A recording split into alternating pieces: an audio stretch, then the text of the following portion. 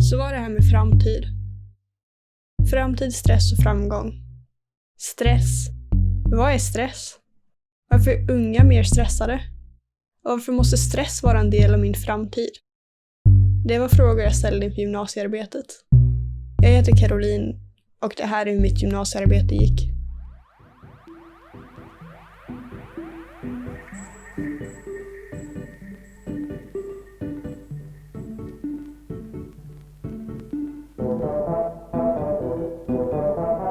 Och den viktigaste anledningen finner vi i skolan.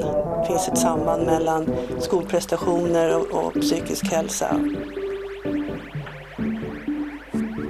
Unga tjejer ska vara lyckade. Så jag tror att det är en press från väldigt många olika håll. När det här är den största folksjukdomen i alla åldrar. Our lives are getting more busy than ever. Part of this we like. We feel productive. We sort of like the frantic pace as well. There's never a dull moment.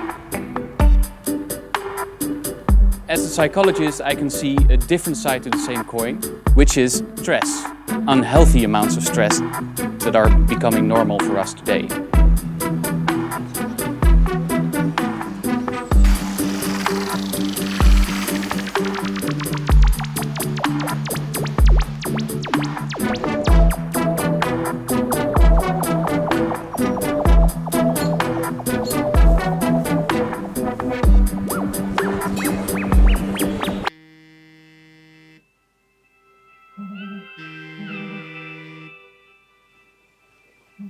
Clock in our 600 hours. Gymnasiearbetet. Det var här det började. En tidig lördagsmorgon. Men någonting var fel. Känslan av att sitta fast. Så många pusselbitar som ska falla på plats. Krav. Eller var det stress? Men varför stress? Var tredje 16-åring är kroniskt stressad.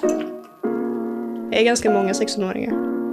Jag personligen har inga förstahandsupplevelser av långvarig stress. Och det var därför jag var uppe tidigt. Det var dags att åka och träffa Sara.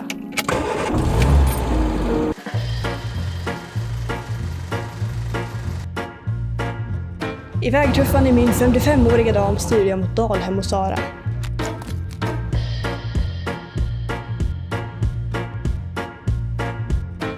Sara är en av alla ungdomar som har varit stressade alldeles för mycket och alldeles för tidigt i livet.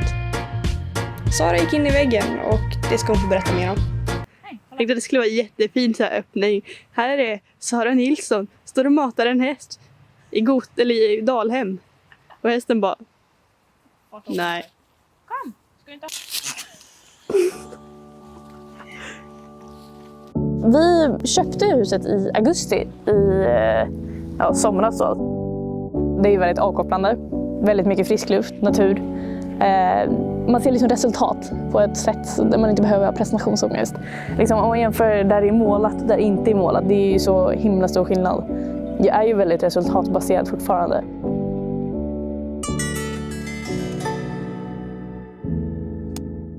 Jag vill ju att det ska gå bra.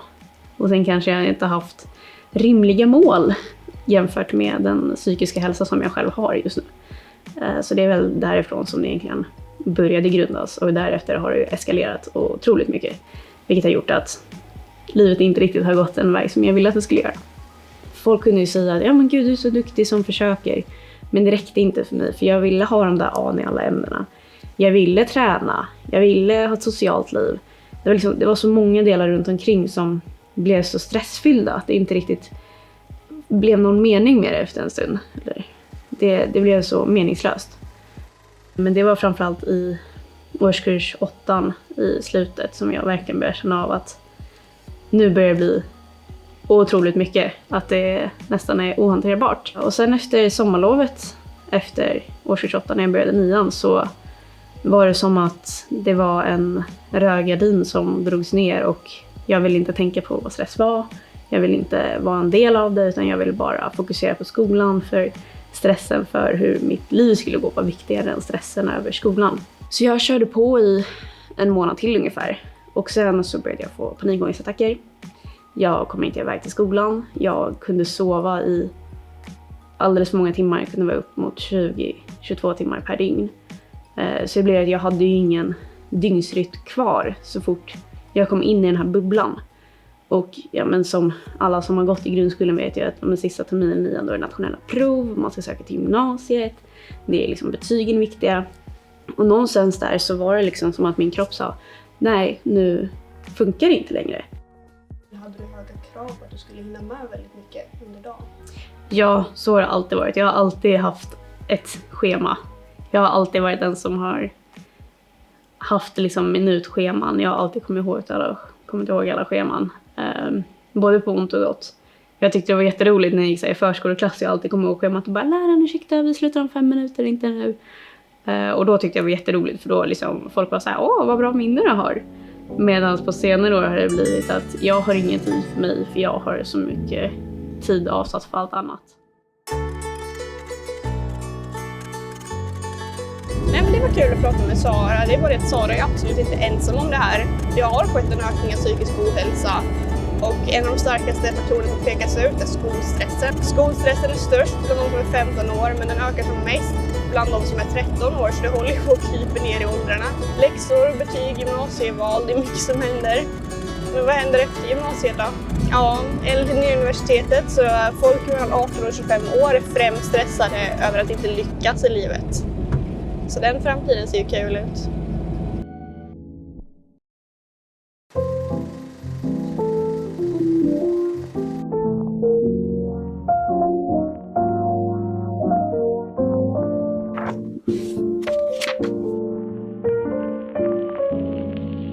Men först, vad är stress?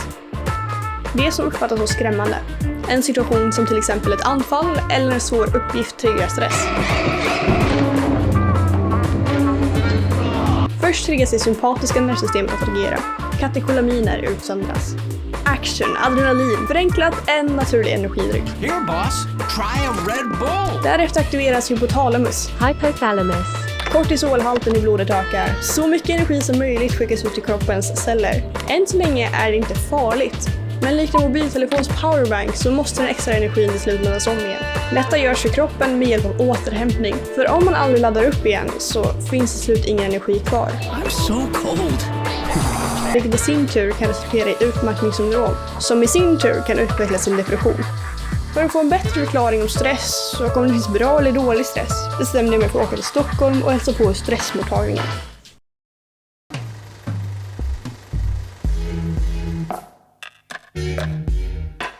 En lite för lång båttur senare befann jag mig i stora ståtliga Stockholm, Sveriges huvudstad. Här finns Sveriges svar till Buckingham Palace, turistbåtar och stressmottagningen. Och kanske lite mer så. På stressmottagningen fick jag både te och kakor innan det var dags att prata med Helena Sjölund, legitimerad psykolog och kattägare till katten Athena. Så vi brukar lite skämtsamt säga här på vår mottagning att det finns dåtida lejon, hoten vi hade förr när vi bodde i ett annat sammanhang, och sen att vi har lite moderna lejon, vi har lite moderna hotsituationer idag som kanske mer är sånt vi bär med oss varje dag. Vi tänker på arbete vi inte har gjort klart, vi kanske funderar på hur det ska gå med en viss sak, medan förr kanske var lite mer direkta hot. Stress i sig är inte farligt. Det är helt okej att vi sätter igång en stressreaktion för att vi kanske en morgon har bråttom till jobbet, eller att vi stressar över att vi ska göra klart ett examensarbete, eller att vi gör någonting annat där det kommer igång en stressreaktion i kroppen. Det är inte farligt och vi behöver lite stress faktiskt för att komma igång på morgnarna. Komma iväg någonstans så behöver vi få den här gasen i kroppen. Så jag skulle kanske inte dra det så långt att jag säger att det är bra stress, men att det inte är farlig stress. Det som gör stress farligt är när vi stressar under en längre period utan perioder av återhämtning. Att man börjar reflektera kring hur ser mina dagar ut vad det gäller balansen mellan aktivitet och vila. Det är en av våra nyckelsaker som vi jobbar med här, att få in mer balans mellan det. Och enkelt sett så tänker vi att det handlar om att få in mer återhämtning i vår vardag. Återhämtning. Det verkar vara lite A och O gällande stress och hålla den under styr. Efter en lång dag studier behöver hjärnan vila. Att komma hem, planera middag, betala räkningar och ta hand om övriga liknande sysslor är absolut inte återhämtning. Fysisk aktivitet, socialt umgänge eller bara göra ingenting på soffan är däremot återhämtning. Sömn och ta raster i arbetet är bland de viktigaste delarna för återhämtning. Det handlar alltså om att hitta en balans. Symptomen på långvarig stress kan vara att man märker att man är spänd i kroppen. Det kan vara ett tidigt tecken att man kanske får spänningshuvudvärk. Det brukar också ofta sätta sig på sömnen, att man märker att man har svårt att somna på kvällen. Man kan känna att man har en uppvarvning i kroppen när det är svårt att somna.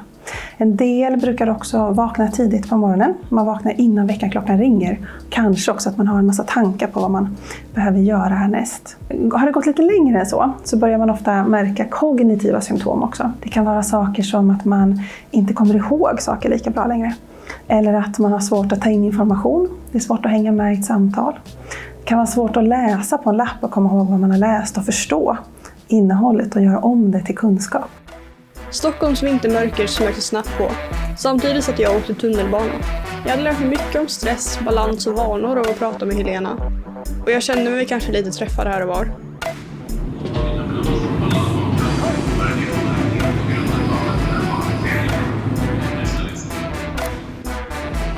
Om Sara var steg 1 och förstå vad stress var, så var Helena steg 2. Och jag hade ingen aning om att det skulle dröja 4 månader innan jag kom fram till någon form av upplysning. Istället åkte jag tunnelbana i 2 timmar. Stockholm är sjukt komplicerat. Hur kan man misslyckas så fatalt med att göra en centralstation som är tydlig och gå upp och ner och folk över? Stockholm har alldeles för många tullar, men till slut lyckades jag ta mig till rätt tull och rätt centralstation. Av nödläge ljuder 7 korta och 1 lång signal. Trevlig resa. Pleasant journey.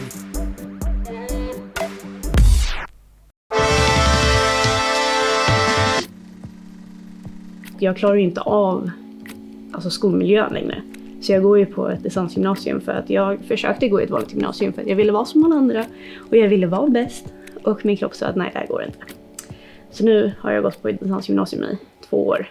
Och det är det enda som funkar, för så fort jag är i en skola eller i ett klassrum så kommer den här stressen och vill äta upp mig inifrån och jag behöver flera dagar för att återhämta mig igen.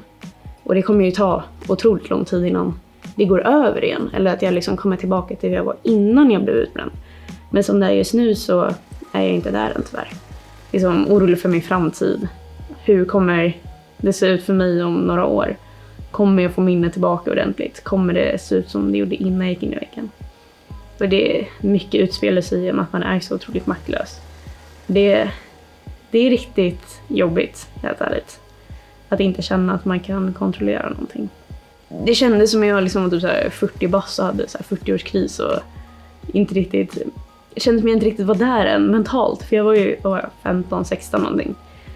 Och det kändes som att nej, men det är klart att det här inte händer mig. Det här händer bara äldre personer som har ett stressigt liv och har barn och familj och hela köret. Inte de som går i 9:an och bara vill komma in på ett bra gymnasium. Skyller du på dig själv? Ja, dels det också. Och såklart att i början försökte jag hitta en syndabock och att det är mina föräldrars fel och det är mina lärares fel och det är min partners fel. Men efter ett tag så blev det ju mer att jag blev ju mer självkritisk. Jag började inse att jag hade inte riktigt tagit hand om mig själv.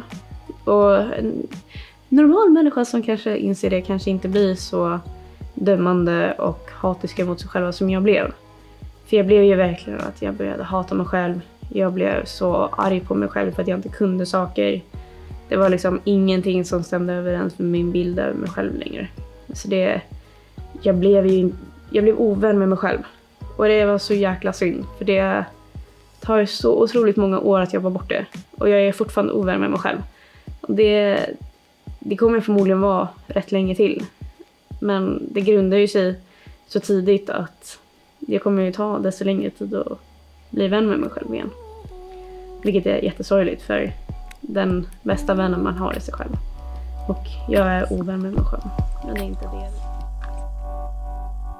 Att vara ovän med sig själv, leda syndabockar eller se sig själv som syndabock. Det är inte konstigt att man känner sig misslyckad, skyldig eller värdelös av stress. Man kan uppleva att man inte klarar av lika mycket som man normalt sett borde ha klarat av. Huvudet hänger inte med och vardagssysslorna blir svårare. Med självkänsla kommer man långt, för du är inte värdelös. Även om det inte alltid går som planerat.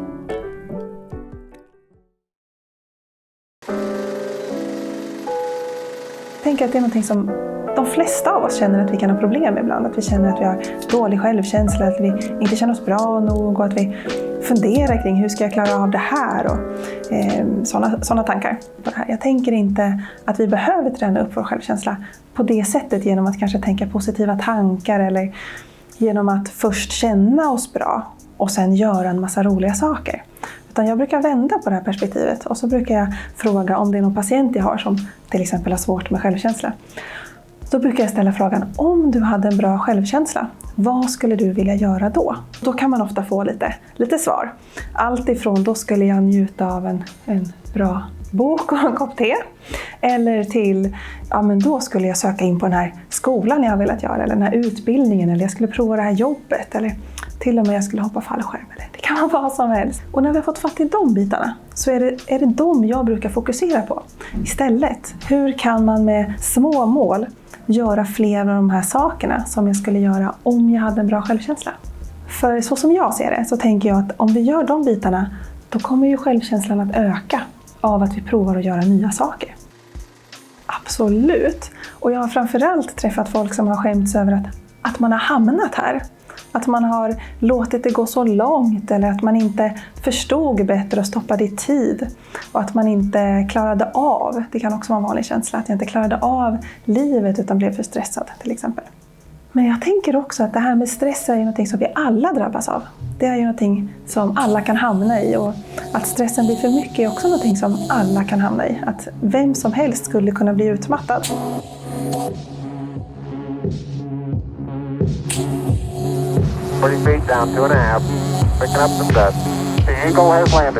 Colleges around the country are reporting more cases of depression, anxiety and suicide among students more than ever before. Having a sense of constant striving for an uncertain future, which also leads into a sense of the fear of failure, that anytime they step off a linear path, then kind of their future's ruined. Stress över betyg och arbetsmarknadens höga krav, det bedöms vara några av orsakerna till att så många mår dåligt. Så det här är ju tecken man har sett ganska länge men som man inte har gjort tillräckligt mycket åt.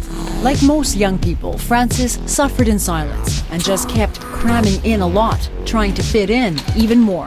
Added pressure that you've got to go above and beyond good marks, above and beyond just a couple of clubs or extracurriculars that you do. En av tjejerna pratar om att det är svårt att koncentrera sig. Det är det när man är stressad. 방문한 학생 중에 20% 정도가 이제 심각하게 자살을 시도하는 학생, 자살을 생각하는 학생이고요. 그 학생들 공통점을 보면은 이제 학업 문제, 성적 문제. Dan nu toenemende stress onder jonge werkenden, laag en hoogopgeleid. Dat is zo hoog dat ruim 100.000 jongeren nu al met een burn-out thuis zitten. 그래서 아이들이 절대 실패를 못하게 만들어요. 그러니까 그런 환경적으로 조성을 하죠. Varför är det så många som är så stressade, Martin? Ja, man vet inte riktigt, men det är tydligt att det har ökat jättemycket och särskilt i Sverige. Vi är många som diskuterar. Jag vet inte om det kanske finns något entydigt svar exakt vad det beror på. Men det är många som funderar kring att vi får mer och mer att göra idag. Vi har ett samhälle idag som har väldigt höga krav. Det krävs ganska mycket idag för att komma in på nästa skola. Man behöver bra betyg. Och sen räcker det inte alltid det. Man behöver också kanske ha lite roliga sidouppgifter och kanske lite roliga grejer att komma med i de här intervjuerna och ansökningarna och så, att berätta om andra grejer. Och sen har vi ju kanske på många olika plan i livet idag krav. Både i yrkesliv eller skola och sen privat, fritiden, att det ska vara roligt. Och sen ska vi hemma sitta och kanske utveckla andra saker också. Så att det blir inte riktigt den här vilan. Det blir inte riktigt pausen och återhämtningen. Och det blir från en tidig ålder också. Tidigare kanske man kunde få välja lite senare eller att det var på olika sätt. Men idag finns det mycket mer krav på det sättet. My goal is not to wake up at 40 with the bitter realization that I've wasted my life in a job I hate because I was forced to decide on a career in my teens.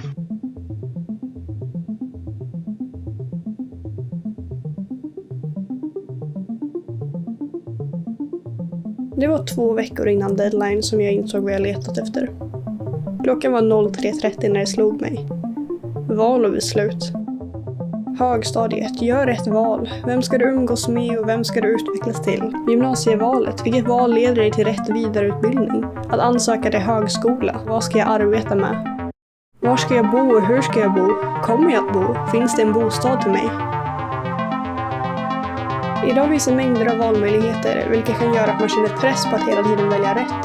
Det kan vara allt ifrån att välja utbildning till att välja rätt träning för att forma sin kropp till att välja rätt märken på kläderna. Vi bygger idag hög grad vår identitet kring våra livsval och vår konsumtion. Dessutom kräver många val att man uppnår krav. Portfolio, betygstrappor och slutresultat. Allt för att ta sig vidare på nästa steg av livet. Det var dags att varva ner.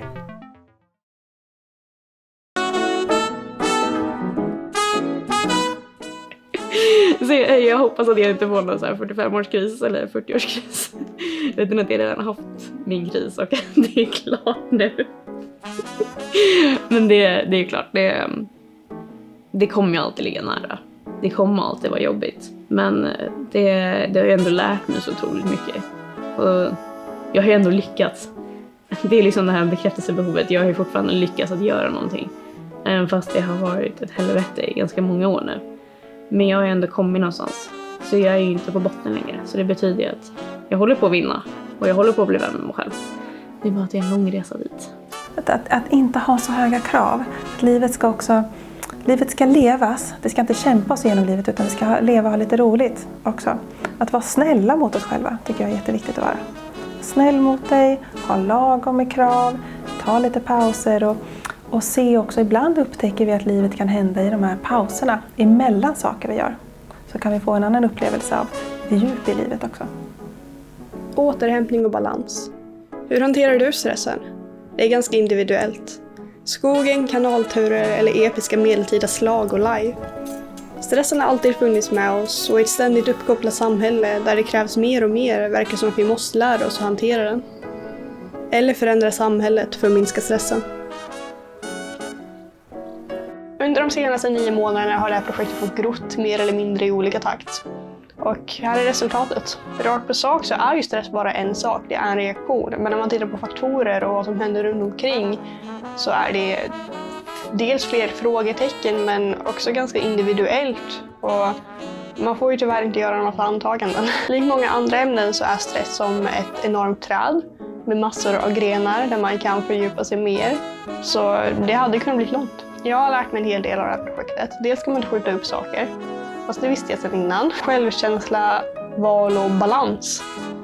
Och det är väldigt svårt helt enkelt. Jag hade gärna sagt någonting klokt om att var inte rädd för framtiden, stressa inte för framtiden för allting kommer bli bra. Men jag kom inte fram till några sådana slutsatser tyvärr. Så det kanske inte är rätt att vi ska stressa så mycket eller att, att vi behöver så mycket mer än vad vi har att ge.